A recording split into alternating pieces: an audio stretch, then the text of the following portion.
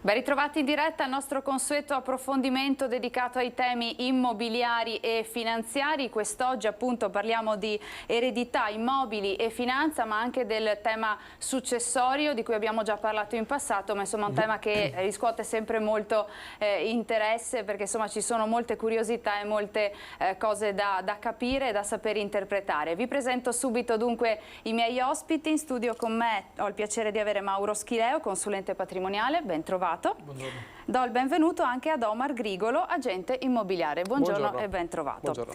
Parto da lei, Schileo, perché siamo l'11 di maggio, oggi a Treviso piove, le previsioni ci dicono che purtroppo, insomma, o per fortuna, dipende dai punti di vista, proseguirà la pioggia anche nei prossimi giorni.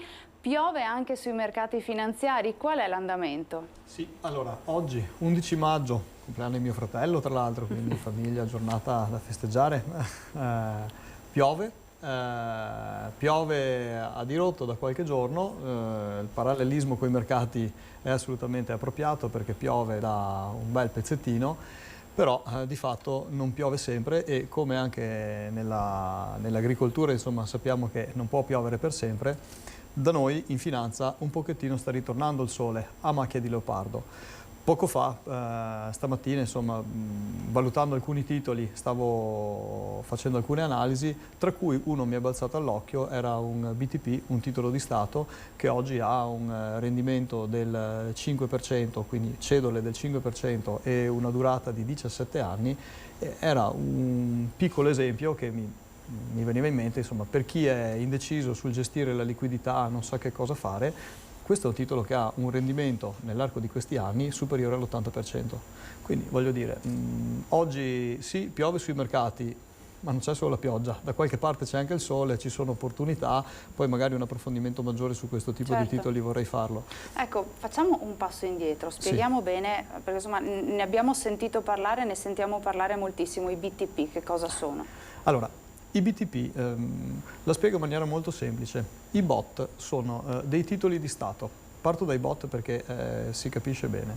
Se io ho del denaro e voglio prestarlo allo Stato, prestandolo allo Stato alla scadenza dell'anno, quindi dei 12 mesi, lo Stato mi restituirà questo capitale maggiorato di un qualcosa, di un interesse. Faccio un esempio, presto 100, mi restituisce dopo un anno 101. Perfetto, e questo è un BOT. Il BTP è la stessa identica cosa, cioè un buono del tesoro pluriennale, quindi che dura più di un anno, e semplicemente questo 100 investito alla fine mi viene restituito, ma nel durante con cadenza semestrale e annuale mi genera un flusso di interessi, cioè dei soldi che lo Stato mi retrocede.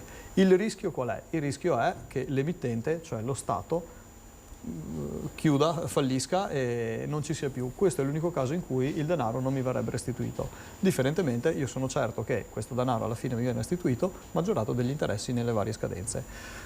Ovviamente più è lungo la durata di questo BTP, buono del tesoro, più è soggetto ad una variabilità il titolo durante il corso della propria vita, e questo è toccato da diversi temi, per esempio l'andamento dei tassi, da diverse situazioni che adesso, insomma, senza fare una lezione di finanza spiccia, evito. Oggi c'è uno scenario in questo momento rispetto ai titoli di Stato, secondo me è particolarmente favorevole, nel senso che i titoli di Stato sono particolarmente svalutati, hanno una tranquillità di restituzione del capitale e hanno buoni flussi cedolari, quindi sono tutti buoni i BTP? No, non è proprio così, ce ne sono certi di particolarmente appetibili a mercato, ne stavo valutando qualcuno e ne ho visto uno di particolarmente interessante. Questo era per dire questa mattina, in questo momento, ad oggi, adesso. Poi ovviamente va valutato sempre se questo è confacente ai portafogli del cliente, perché magari non voglio vincolarmi a scadenze lunghe, perché magari non voglio avere capitali soggetti a variabilità. Ci sono diverse logiche da valutare. Come sempre non esiste il prodotto giusto, esiste il prodotto giusto per quella persona. Però voglio dire, in questo momento sicuramente per gli indecisi e per le persone che hanno un po' di idee di impiegare questo patrimonio, soluzioni ce ne sono, senza prendere grandi rischi. Tornando ai BTP, mi scusi se la interrompo, mi sembra di capire che in questo momento storico preciso potrebbero essere vantaggiosi, da valutare naturalmente la tipologia E anche la tipologia, insomma, della persona che si sente di Certo. fare ricorso a questi BTP. Sì, e aggiungo anche un pezzettino. Faccio un esempio proprio riguardo ai tassi dei mutui che si correlano al tema BTP. Oggi l'Euribor è cresciuto in maniera importante, quindi finanziarsi, fare dei mutui costa di più rispetto a qualche anno fa, per una serie di motivazioni. Questo ha portato alla svalutazione di questi BTP. Oggi è probabile che comprando in questo momento, comprando a prezzi bassi, nel momento in cui l'Euribor da qui a qualche anno si rinormalizzi, cioè ritorni a valori più normali, più bassi, porti i BTP ad avere una quotazione molto più elevata. Quindi oggi, volendo, oltre a mettere il capitale al sicuro, potrei anche addirittura andare a generare rendimenti decisamente elevati anche prima della scadenza. Quindi questa è una logica un po' più tecnica, un po' più evoluta, insomma normalmente non è fai da te, è opportuno essere intermediati da un professionista per fare questo tipo di operazioni, ma sono opportunità reali che sono sottoscrivibili da chiunque. Certo, le faccio anche questa domanda. Abbiamo iniziato il 2023 con una situazione, parlo di inflazione particolarmente alta, forse da record addirittura. Sì. Oggi vediamo qualche spiraglio, insomma, di luce, la situazione è in miglioramento? Sì, allora diciamo che le famiglie in questo momento stanno pagando un caro vita in generale, un po' tutti, insomma. Ci sono diversi settori che vedono rientro dell'inflazione, siamo agli inizi, quindi è un percorso che sarà un po' più lungo, ma credo che rivedremo un'inflazione decisamente più normale da qui ai prossimi mesi. Stiamo via via rientrando un pochettino alla volta. Mi riaggancio a un aspetto che ho toccato poco fa riguardo all'indecisione e all'attesa sui mercati, sui portafogli. Di recente ho avuto a che fare con una famiglia in particolare che insomma tentenna parecchio sul impiegare la liquidità e mi faceva sorridere non la loro situazione, perché insomma hanno bisogno di consulenza e hanno trovato insomma le loro soluzioni, ma la loro indecisione era data dal fatto che si sentivano in difetto nel andare a chiedere alla propria banca i propri soldi per poterli impiegare da un'altra parte. Gli sembrava come di mancare di rispetto al consulente. Io apprezzo dal punto di vista umano l'atteggiamento, perché voglio dire è lodevole, apprezzo la fiducia delle persone. Certo che però dopo 15 anni avere portafogli in negativo, io dico, forse questa fiducia è stata cavalcata dall'altro consulente fondamentalmente. Io credo sia ora di staccare la spina. Questo atteggiamento viene capito spesso e volentieri dai consulenti furbi e viene molto cavalcato. Quindi diciamo che l'indecisione a volte ha un costo notevole. In questo momento questa famiglia, insomma, questo titolo di Stato lo stavo valutando proprio per loro, fatalità, quindi dico, hanno rifiutato un affare particolarmente profittevole per loro per il dispiacere di andare a togliere denaro proprio da un consulente che evidentemente per 15 anni non li ha trattati a dovere. Queste sono situazioni che un po' mi dispiacciono, mi dispiace proprio per loro perché... Poi ci torniamo su questo perché il tema dell'indecisione, a volte anche della diffidenza, no? Poi pone degli ostacoli certo. insomma, di una certa altezza e insomma, difficili anche da superare poi.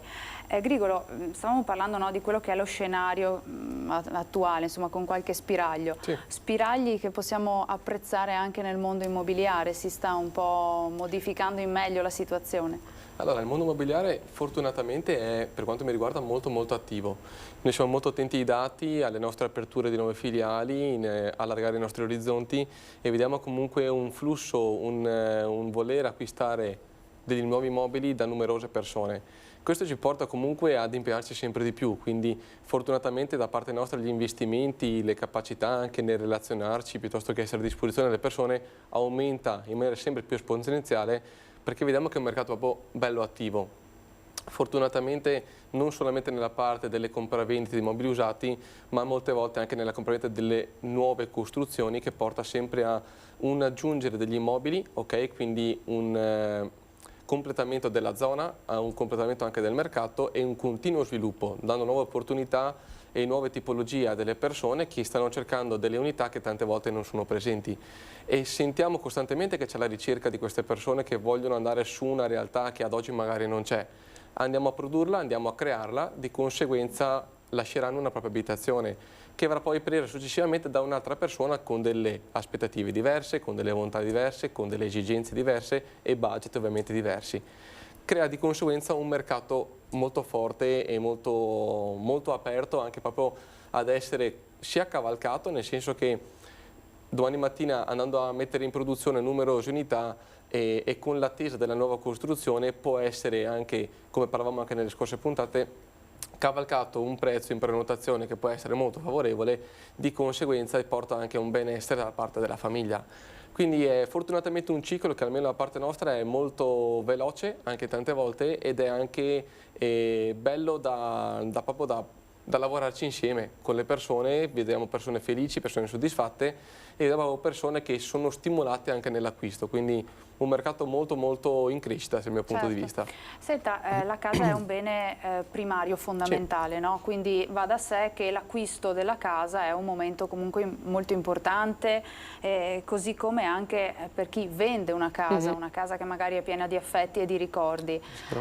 Quali sono le cose importanti a cui stare attenti quando si vende casa, quando si aprono le porte di casa propria, esatto, a chi viene a visitarla per poi magari acquistarla?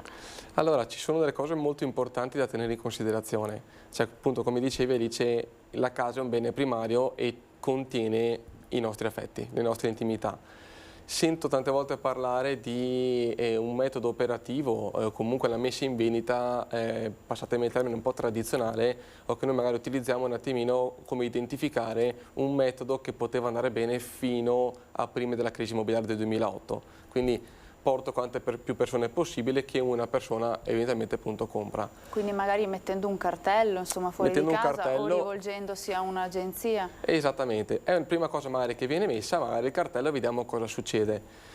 Tante volte non si tiene conto che da quel cartello le persone in una semplice telefonata possono entrare nella casa.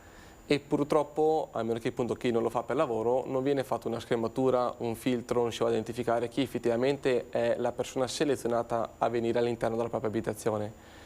Rendiamoci conto che da una telefonata appunto entrano nella nostra casa, vedranno tutti quanti gli spazi, vedranno tutte quante le nostre cose, vedranno le aperture, gli ingressi, tante cose che sono anche molto importanti. Infatti, in situazioni un po' particolari mi è stato riferito che alcune persone hanno identificato come alcune visite un po' preoccupanti, cioè non molto interessate alla casa, ma interessate a qualcosa di particolari, un po' che davano puzza di bruciato. Ecco che ci sono delle situazioni dove bisogna stare molto attenti, cioè non si può aprire casa a tutti quanti. Il mettere il cartello sicuramente è una riprova di un mercato a sentirsi attivo, e giustamente la volontà di chi lo mette è di vendere la propria abitazione. Dall'altra parte è capire chi chiama, perché sentiamo anche ad oggi numerose situazioni anche di truffe online, di truffe da una parte, truffe dall'altra. Chi si presenta al campanello con il folletto piuttosto che il contratto del gas e cerca di entrare nella propria abitazione. Lì mettiamo il nostro numero di telefono con la possibilità di entrare, anzi li invitiamo noi ad entrare nella nostra casa. Ci sono tante cose da tenere in considerazione e stare molto attenti. È veramente un dettaglio che tante volte passa in secondo piano, ma è una principale cosa da tenere in considerazione. E quindi, insomma, la soluzione può essere quella appunto di rivolgersi ad un agente immobiliare, ad un'agenzia immobiliare della zona, magari che gestisce e conosce bene la zona? Sì, allora... Pro e contro, insomma. Ci sono pro e contro, ma qui parlo molto per esperienze personali, dove anche queste trasmissioni sono importanti per far ragionare le persone, per mettere un po' anche alla luce quali possono essere le situazioni. Sempre con massimo rispetto per i colleghi, ci sono agenzie, magari tante volte anche di paese, dove viene utilizzato questo appunto chiamato vecchio metodo nel ricevere la telefonata per l'immobile appunto in vendita, ci si trova per la maggior parte delle volte al di sotto dell'edificio per poi salire nel fare la visita. La visita poi si conclude con, per la maggior parte delle volte, un ci penso, le farò sapere, perché all'effettivo non si conosce la persona, entrare negli aspetti personali o effettivamente qual è la motivazione, che piace o non piace, si fa difficoltà perché la si conosce da mezz'oretta se va bene. Ecco che la visita si conclude con un ci penso, le farò sapere. Anche questo tipo di metodo è uguale praticamente a avere il proprio cartello fuori. Ripeto, massimo rispetto per i colleghi, se si trovano bene e i proprietari accettano questo metodo, ognuno è libero di fare ciò che preferisce. D'altra parte è molto più importante e molto da tenere in considerazione che le persone devono essere fortemente selezionate. Non è un segnale che quante più persone arrivano dentro casa vuol dire che la vendita va bene. Cioè, se vogliamo persone che arrivano per casa, qualsiasi modo, è facile farle entrare. L'obiettivo è vendere la casa alle giuste condizioni, alla migliore valorizzazione, a tante condizioni che vengono sommate ad una professionalità a monte. Quindi quante più le cose vengono studiate, preparate, fatte nel modo corretto, può portare a un valorizzare l'abitazione. Se conosco la persona giù 20 minuti prima, faccio vedere la casa in un classico modo, permettetemi di dire, quindi questo è il soggiorno, questa è la camera, questa è la cucina, che lo farebbe chiunque, abbiamo un riscontro che è: sì, le farò sapere se è un classico prodotto prezzo, quindi e la persona si vede bene, si conclude magari anche l'affare, ma magari non vengono valorizzati tanti aspetti sia della casa che devono andarsi ad incontrare con le esigenze delle persone, perché ad oggi le persone comprano per esigenze, per risolvere i propri problemi. Se io conosco i problemi, so dare una motivazione all'utilizzo della stanza, all'utilizzo del giardino, all'utilizzo della camera, e per lo studio, per lo smart working o tante cose, per la palestra. Se non conosco niente, ovviamente avrò un risultato che è molto a caso, diciamo. È chiaro che chi vende casa vuole valorizzare al meglio la propria casa e quindi magari riuscire a spuntare, diciamo così, un prezzo migliore. Sì. Chi e che cosa può portare a un deprezzamento dell'immobile? Allora, il deprezzamento viene portato da tutte quante le cose che si fanno nella speranza che vadano bene. Cioè, più speriamo con le dita incrociate deve andare bene, più c'è un segnale effettivamente di caso, ok? E il caso porta a una probabile riuscita come un improbabile punto di riuscita. La cosa che fa la differenza oggi è la preparazione, le competenze, lo studio e una continua evoluzione, perché il mercato immobiliare, come la vendita degli immobili, è in continua evoluzione, cioè non evolve solamente la tecnologia, il mondo e tantissimi settori, evolve anche il mercato immobiliare, anche il rapportarsi con le persone. Ogni azione fatta in un determinato modo può portare un valore aggiunto. Trovare la persona ideale per l'abitazione porta un valore aggiunto. Se, con massimo rispetto, ho un'agenzia solamente di paese, andrò a parlare con tante persone che sono del posto o persone che passano davanti alla mia vetrina. Quindi un bacino, diciamo, di utenza un po' ristretto. Un po' limitato. Ad oggi ci sono tantissime persone che si spostano di paese, dal comune limitrofo, dalla provincia limitrofa, per motivi di lavoro, per motivi familiari, per tante motivazioni. Ecco che se sono legato al bacino, al cerchio che è dal centro e un chilometro, qualche chilometro di distanza, ovviamente avrà un percorso che è molto limitato. La cosa che abbiamo puntato ormai da oltre 20 anni è avere quanti più punti di riferimento nelle varie zone, nei vari comuni e nelle varie province. Ad oggi ormai copriamo, come appunto dicevo anche nelle scorse puntate, quasi tutto quanto il Veneto, stiamo andando in Lombardia, in Emilia Romagna e in Sardegna. Perché ci sono comunque persone che si spostano veramente da provincia a provincia, anche da regione a regione. Milano sappiamo che è sempre comunque una meta di grande business piuttosto che grandi mercati, e ci sono persone che partono magari anche da Treviso per andare a Milano o da Milano per venire a Treviso. Quindi se io non ho i collegamenti dall'altra parte e devo aspettare che la persona passi attraverso il mio paese davanti alla mia vetrina, ho un bacino che è molto limitato. Di conseguenza le risposte le potrò avere dalle persone che girano lì attorno, ok, che magari con il marketing possiamo arrivare da una parte all'altra, però il marketing non può fare tutto, cioè non possiamo aspettarsi che l'internet e i mezzi di comunicazione faccia tutto quanto, è difficile, tenendo conto anche che una persona che deve comprare casa per la maggior parte delle volte deriva da una vendita della propria abitazione. Se abita da un altro paese, su un altro paese, giustamente magari si appoggia a un'agenzia lì del paese per vendere la propria casa.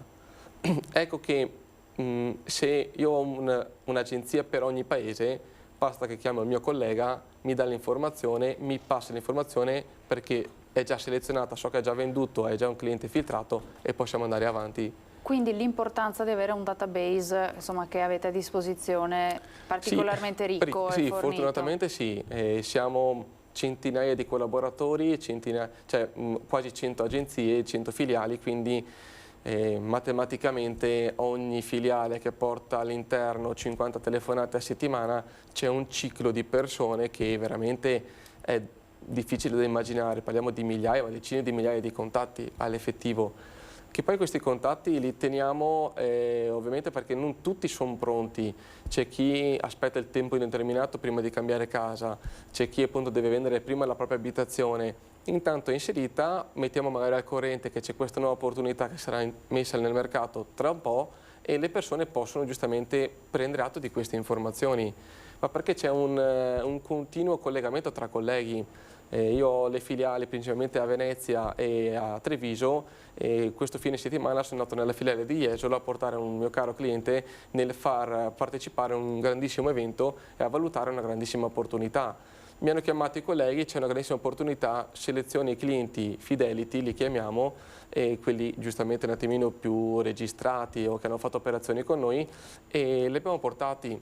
Il cliente è stato contentissimo perché senza il mio intervento non sarebbe mai diventato partecipi di un grandissimo evento di quel genere. È solamente tramite questo che il passaparola, che è la cosa più bella, da una persona che ti fidi può far diventare domani mattina veramente di valore la propria abitazione, valorizzare la casa e di conseguenza a livello economico realizzare il meglio. Certo. Schileo poco fa insomma, mi ha un po' colpito il suo aver sottolineato l'indecisione che spesso alcune persone provano e anche l'incapacità, diciamola così, magari insomma, non molto bello da dire, ma l'incapacità di slegarsi dal consulente abituale, dalla banca abituale, dal punto di riferimento abituale per valutare appunto un'opportunità o un punto di vista diverso. Vi capita spesso? Capita, non così spesso, ma capita soprattutto da una certa età in poi, perché normalmente più si avanza con l'età, più vedo che le persone tendono a diventare statiche. Le banche, parliamoci chiaro, lo sanno, conoscono i profili dei propri clienti e di fatto adottano delle strategie che servono proprio per generare profitto da questi atteggiamenti, come insomma, la vendita di prodotti normalmente più onerosi, piuttosto che insomma, ci sono tutta una serie di situazioni che non sono pro cliente.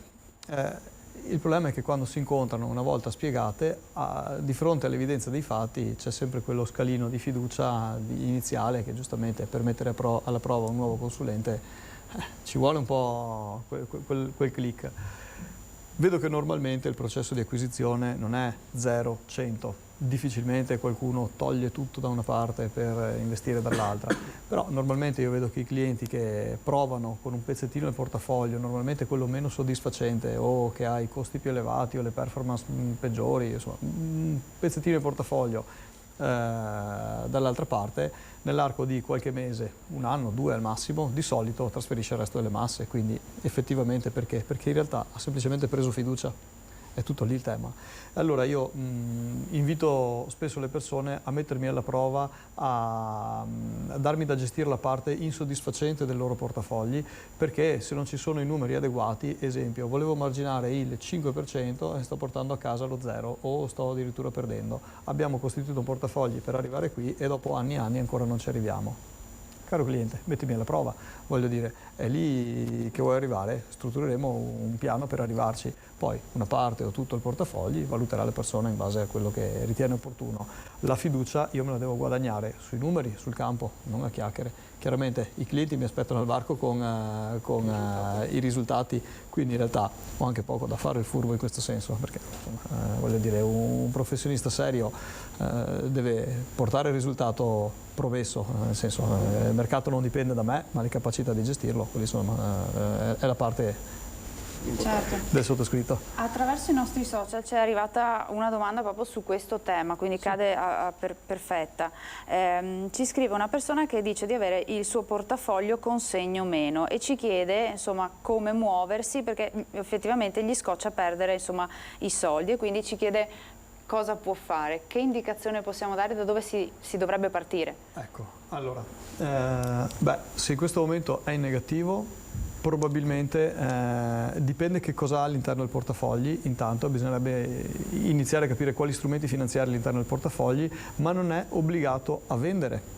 perché magari semplicemente non è stato seguito nei tempi dovuti. Questa può essere una soluzione. E quindi al posto che vendere il portafogli lo può trasferire. Faccio un esempio molto semplice: se io prendessi il mio portafogli dalla tasca e lo mettessi nell'altra tasca, il contenuto rimane lo stesso, ma lo sposto da una parte all'altra. Si può fare anche con il deposito titoli.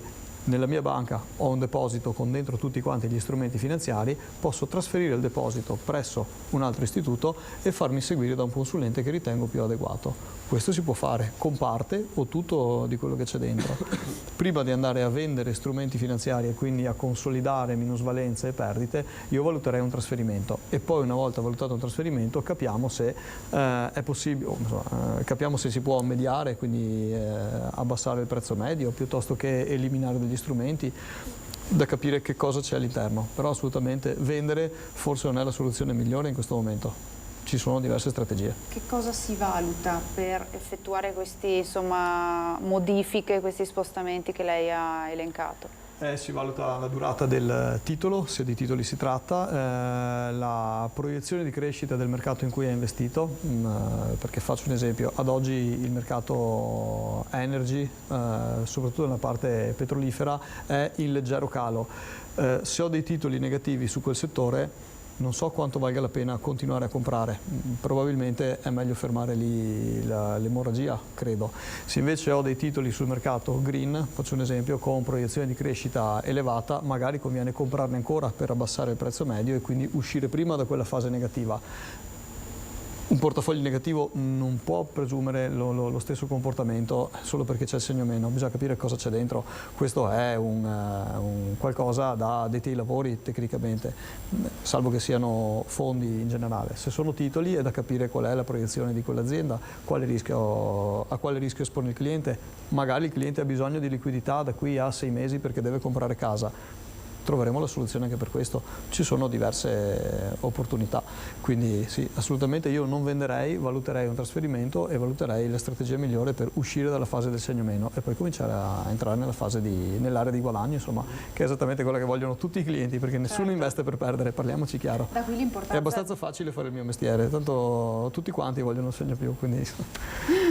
Da qui l'importanza di affidarsi ad un consulente, una persona professionale, di fiducia. Certo, la soddisfazione si misura attraverso gli occhi dei clienti, non del professionista. Il cliente è soddisfatto se lo dice lui, non se lo dico io. Quindi il punto più importante per me è che il cliente me lo dica.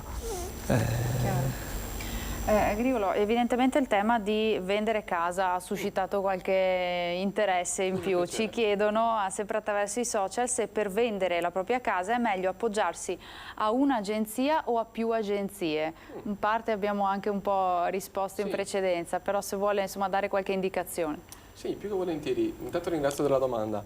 Allora, partiamo da un presupposto che per la maggior parte delle persone viene fatta questa rapida considerazione che mi appoggio a più agenzie, che allora ho più possibilità, mettiamoli in concorrenza e il primo che arriva meglio alloggia, quindi dati da fare che vediamo chi arriva per primo. Forse si pensa che appoggiarsi a più agenzie permetta di essere più veloci nella vendita e avere maggiori opportunità. Esattamente.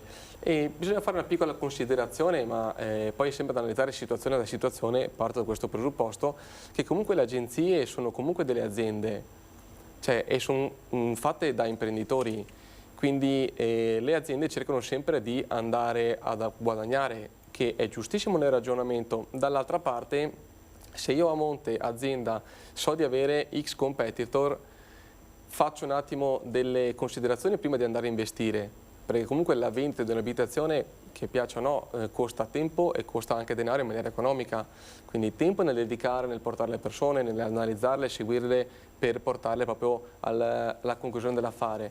Oltre all'investimento economico, perché se sto fermo ovviamente su una poltrona e aspetto che la persona entra, non venderò mai, quindi comunque devo fare degli investimenti anche economici. Ecco che sapendo il professionista, queste cose non vengono dette solitamente negli appuntamenti, però sapendo effettivamente che ci sono tanti competitor, magari viene cercata di fare questo tipo di operatività, quindi mi metto giustamente a lavorare, vedo magari anche nel sito che la stessa casa è pubblicizzata più di qualche volta, tante volte anche 4, 5, 10 volte, La particolarità è che poi ognuno mette le proprie caratteristiche, quindi la stessa casa viene identificata con diverse metrature, con diverso prezzo, tante volte con diversi spazi, e questo porta a una problematica che adesso poi spiego. Come seconda cosa è da capire effettivamente poi il risultato, perché sicuramente magari chiameranno delle persone, però c'è tutto quanto un investimento di tempo da dedicare per la conclusione dell'affare. A monte, giustamente, tra virgolette, le agenzie dicono: perché devo andare a costruire tutta quanta una filiera di operatività, di tempo nella settimana, sapendo che in qualsiasi momento mi può arrivare la telefonata del proprietario dicendo ho venduto. A monte, dietro le quinte, succede che calcolo bene quali sono gli investimenti, calcolo bene quali sono le operatività, cerco di fare le cose un po' veloci, perché in qualsiasi momento può arrivare la telefonata del proprietario o dell'altra agenzia che ha venduto la stessa, che ha concluso l'affare. Ecco che a monte, non a caso nasce il detto il cane da tanti padroni muore di fame, è che tutti quanti pensano che qualcosa sta succedendo, il cane pensa di andare a mangiare da una parte all'altra, alla fine va a mangiare poco e magari muore anche di fame. Cosa che purtroppo quello che va a morire è il padrone, diciamo, della proprietà, che spera sempre che si stia facendo un ottimo lavoro, che si stia investendo quanto per lui, perché tanto ci sono tanti che lavorano, ma dietro le quinte tante volte non è così. Ecco che io invito tantissimo nell'andare a chiamare, magari a confrontarsi, perché non è tutto oro quel che luccica, e non è che tutti quanti sono disposti a spendere e espandere, anzi tante volte è proprio al contrario, tenendo conto che alla fine si traduce sempre in un valore economico, cioè quanto poi più la casa sta lì, quanto più le persone pensano se stanno facendo il colpo giusto oppure no. Se la casa lì è lì da tantissimo tempo, una persona che sta comprando dice: ma come mai è lì da tanto tempo? La mentalità umana non è portata a pensare tanto positivo, quindi se la cosa è lì da tanto tempo magari c'è un problema più che un'opportunità, quindi non è che nessuno la compra perché è troppo bella, nessuno la compra perché c'è qualcosa dietro. Alla fine poi si tramuta in un valore, in un risultato economico che non è quello atteso dal proprietario. Certo, e anche su questo ci torniamo, perché è un aspetto cruciale. Abbiamo forse una telefonata in studio. Pronto, buongiorno, chi c'è in linea con noi? È caduta la linea, vediamo di recuperarla. Stavamo dicendo, ecco, il fatto di non è, purtroppo a volte trovarsi ad avere un deprezzamento, come dicevamo. Il deprezzamento è il risultato che tutti quanti si aspettano migliore, perché alla fine è lì, la casa è un capitale, la casa è frutto di tanti sacrifici, di sudori, di tantissime operatività fatte nel passato e di tante cose passate anche all'interno della famiglia. Quindi poi andarla a svalutare, andare a trovare poi un risultato negativo dall'aspettativa è un peccato. Se poi questo risultato lo determiniamo noi magari nel andare a tutti quanti, ovviamente se do magari a un'agenzia magari viene curato nel miglior modo possibile e viene valorizzato. A 10 agenzie ovviamente questo tipo di messaggio dato all'esterno è 10 volte superiore, quindi viene moltiplicato per 10. Ecco che le persone per 10 volte riconosceranno la casa, per 10 volte penseranno: caspita, è lì da un po' di tempo, quando magari è passato solamente un mese. Certo. Quindi, le aspettative, no? L'abbiamo detto insomma più volte, le aspettative che si hanno anche quando si insomma, procede con la successione ereditaria, no? A volte le cose non vanno come ci si immagina e prendono una piega diversa. Parliamo di successione, tema anche questo che, insomma, che nelle scorse puntate ha riscosso molto interesse. Facciamo un po' di chiarezza: quali sono gli eredi, chi sono, come viene distribuito? Beh, semplicemente, intanto, non è un tema di aspettative, perché la legge sancisce in maniera molto chiara chi sono gli eredi. Un piccolo esempio: gli ascendenti sono i genitori, i discendenti sono i figli, i nipoti e via discorrendo.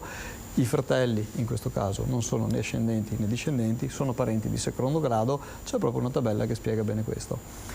Le coppie separate sono tecnicamente ancora sposate fino al divorzio, quindi attenzione, in caso di eredità la moglie, ex moglie non ancora divorziata o ex marito sono ancora eredi. Quindi già solo sapere questo tipo di definizioni aiuta nel definire a chi andrà il mio patrimonio. Spesso e volentieri le persone credono che siccome io desidero che vada a qualcuno, il mio patrimonio andrà a quel qualcuno. Non funziona così.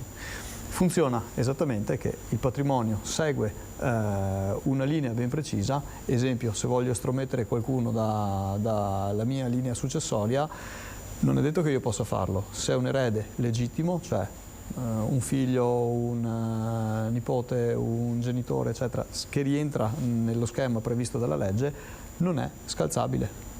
Quindi attenzione, bisogna fare delle operazioni che servono per ridurre probabilmente magari la quota di eredità che andrà a favore di quella persona, ma non la posso azzerare. Quindi spesso e volentieri l'aspettativa è: siccome io voglio che vada così, andrà così. No. Secondo aspetto, non solo le aspettative, c'è anche il come lo voglio fare. Siccome ho deciso che questo patrimonio andrà a quel qualcuno, scrivo 2 righe e questo succede. Forse può essere che vada a buon fine, probabilmente non lo è, probabilmente sto creando un danno ad altri e questo rende impugnabile testamenti, eventuali lasciti e via discorrendo.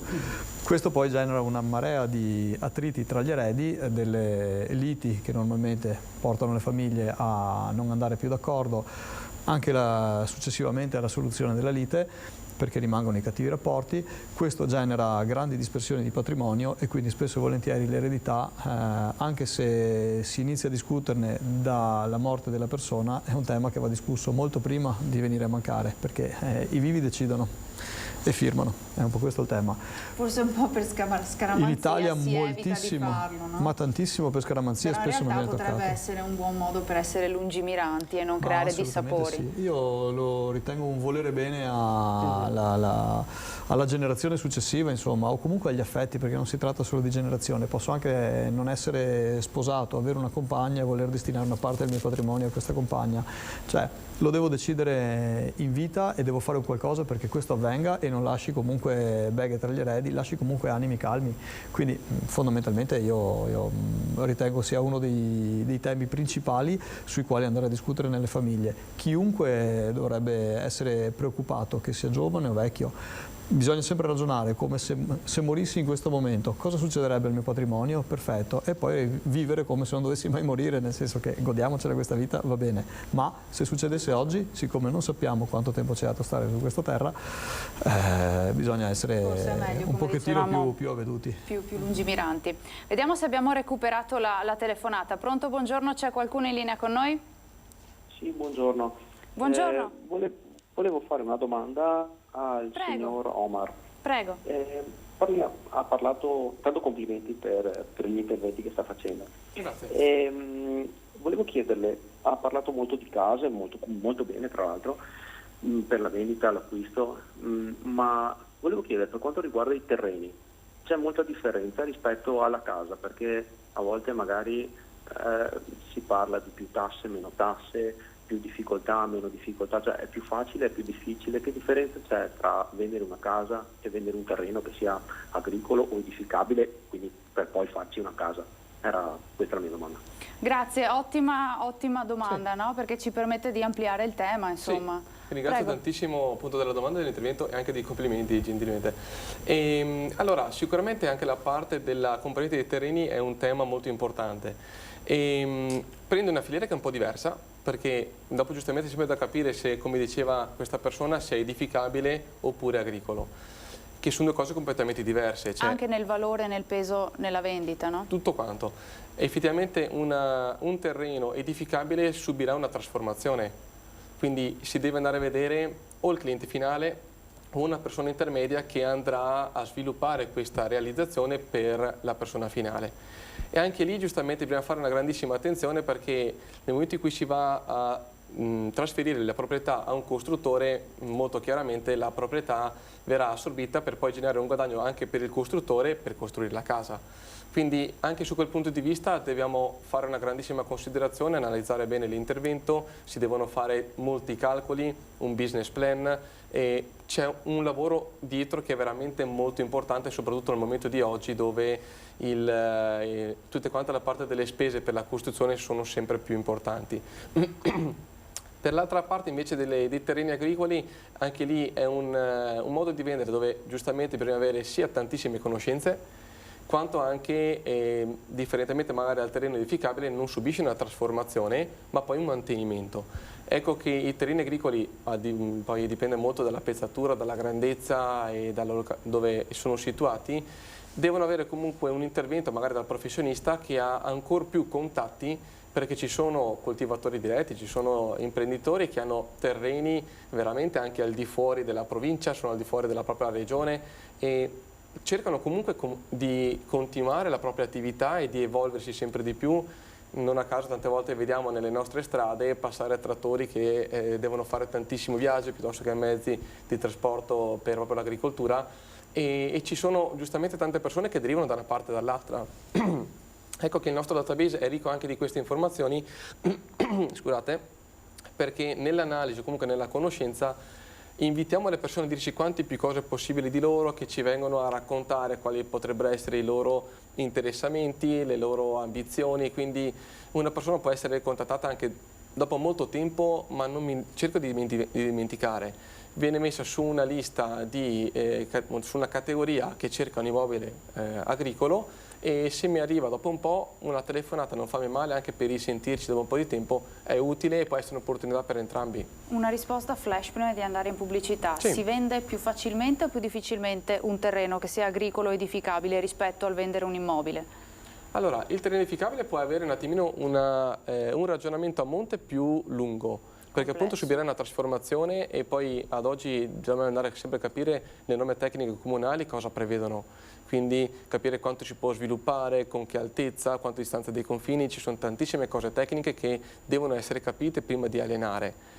Ci sono situazioni da poco dove la capacità del volume, proprio la capacità del lotto edificabile è maggiore rispetto alla possibilità di sviluppo. Cioè, tante volte abbiamo più metri cubi, più volume di quello che può essere realizzabile.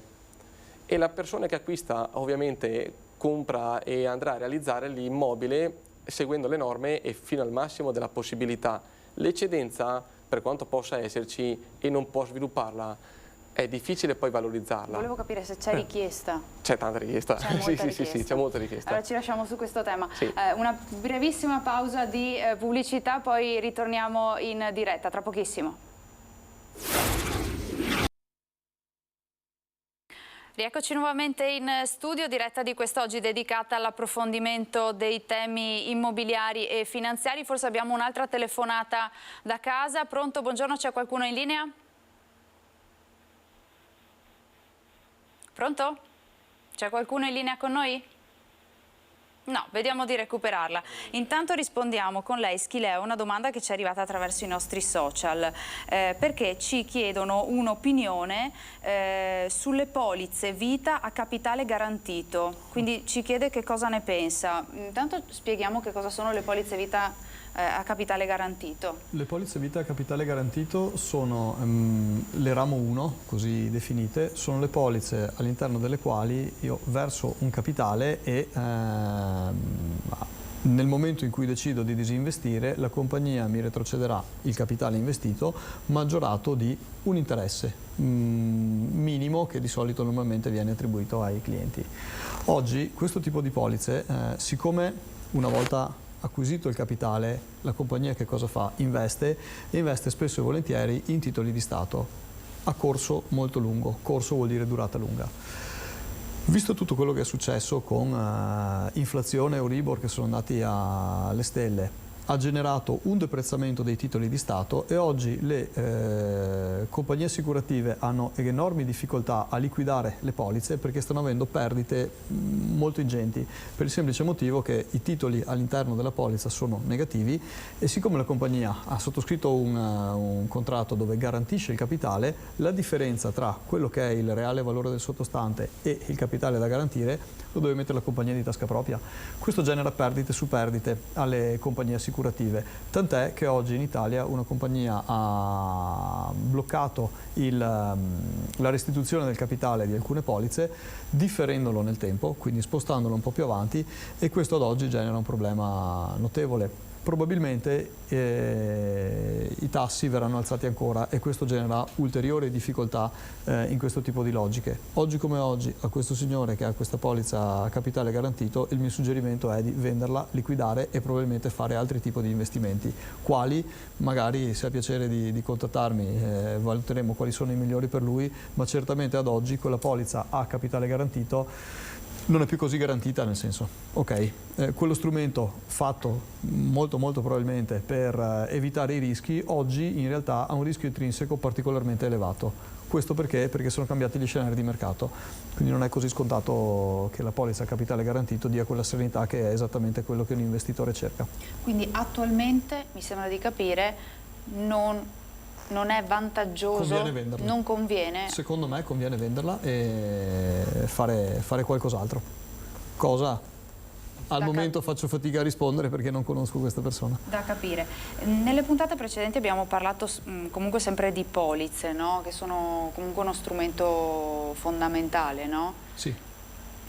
Le polizze servono principalmente per destinare il proprio patrimonio direttamente agli eredi, evitare le successioni, le tasse di successione, perché di fatto escono dall'asse ereditario, hanno una serie di caratteristiche molto utili. Ovviamente non vanno bene per tutti perché non si può dare a chiunque la polizza, va valutata la situazione. Però faccio un esempio: se voglio lasciare qualche soldo fuori dall'asse ereditario, quindi dalla linea dei miei eredi, la polizza è uno strumento molto valido. L'esempio che facevo prima della compagna non moglie può essere un esempio calzante. Ovviamente adesso sto facendo esempi generali, va valutato il caso specifico, però secondo me è uno strumento molto semplice che può avere un ottimo risultato. Ovviamente poi bisogna anche valutare che cosa c'è all'interno della polizza.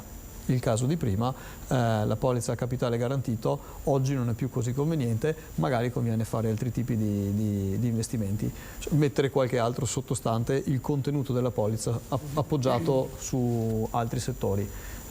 Questo poi è esattamente la gestione continuativa costante che fa il consulente e in accordo col cliente, insomma, cerca di capire qual è la strada migliore da percorrere per portare il risultato economico, perché poi alla fine, il fine ultimo è sempre portare il risultato economico al cliente. Certo.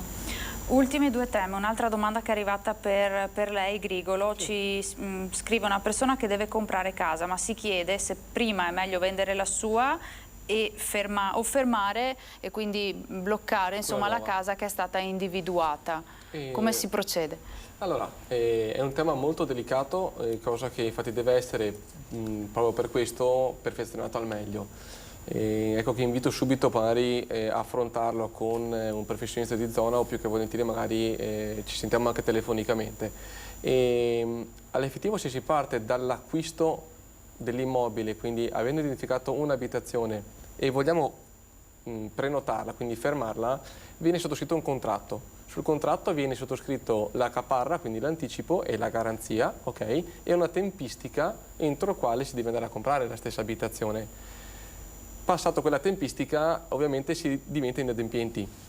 Quindi o si compra la casa o si perde la caparra. La caparra è appunto la garanzia che tiene fermate le due persone, acquirente e venditore.